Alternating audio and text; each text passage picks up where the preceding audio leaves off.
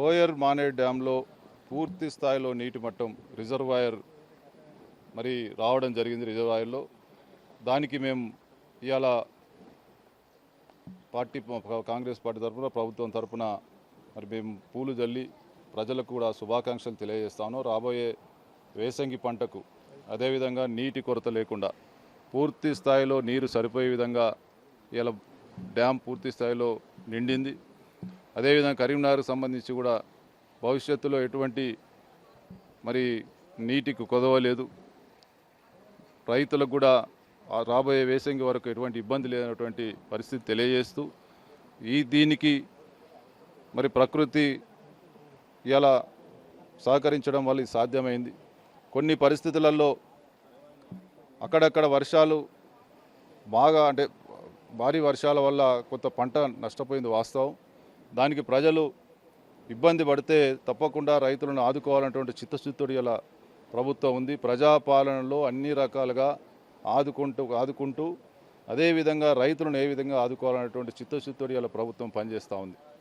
కానీ కొన్ని పార్టీలు బీజేపీ కావచ్చు, బీఆర్ఎస్ కావచ్చు, లోపల ఒక్కటిగా ఉండి బయటకు వచ్చి వరద రాజకీయం, బురద రాజకీయం చేస్తూ ఉన్నారు.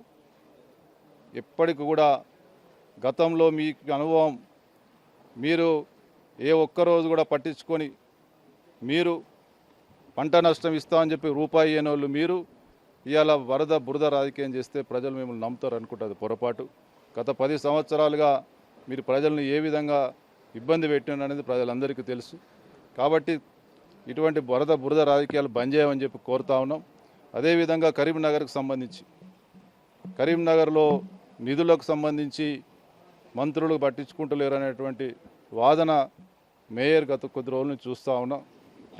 గత 5 సంవత్సరాలుగా విధ్వంసం చేసి కరీంనగర్లో రూపాయి నిధులు వస్తే చారాన వెచ్చించి బారాన తిన్న ఘనత మీది.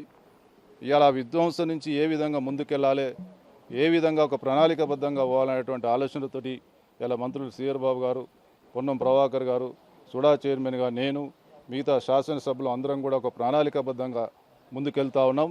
తప్పకుండా అభివృద్ధి విషయంలో మాకు చిత్తశుద్ధిని ప్రశ్నించాల్సిన అవసరం మీకు లేదు. ఫస్ట్ గతంలో మీరు చేసినటువంటి అవినీతి భాగవతంలో మీ పాత్ర ఏందనేది ఒకసారి ఆత్మ పరిశీలన చేసుకోమని చెప్తా ఉన్నాం. తప్పకుండా రాబోయే రోజుల్లో ప్రణాళికాబద్ధంగా అభివృద్ధికి కృషి చేస్తాం, అందులో ఎటువంటి అనుమానం లేదు. రాబోయే వారం 10 రోజుల్లో మా సుడాకు సంబంధించి ₹1 కోటి నిధులతోటి మంత్రులతోటి శంకుస్థాపనలు చేపించి తప్పకుండా అదేవిధంగా రాష్ట్ర ప్రభుత్వం నుంచి రావాల్సినటువంటి అన్ని అభివృద్ధికి మేము పూర్తి స్థాయిలో చిత్తశుద్ధితో పనిచేస్తాం. ఇటువంటి చవాకులు బంద్ చేసుకోమని చెప్పి కోరుతా ఉన్నాం. మా చిత్తశుద్ధిని శంకించే అర్హత మీకు లేదు. మీరు విధ్వంసం నుంచి వచ్చిర్రు, మేము అభివృద్ధి వైపు ప్రయాణిస్తూ ఉన్నాం. కాబట్టి మీకు అటువంటి అర్హత లేదని చెప్పి సందర్భంగా తెలియజేస్తాం.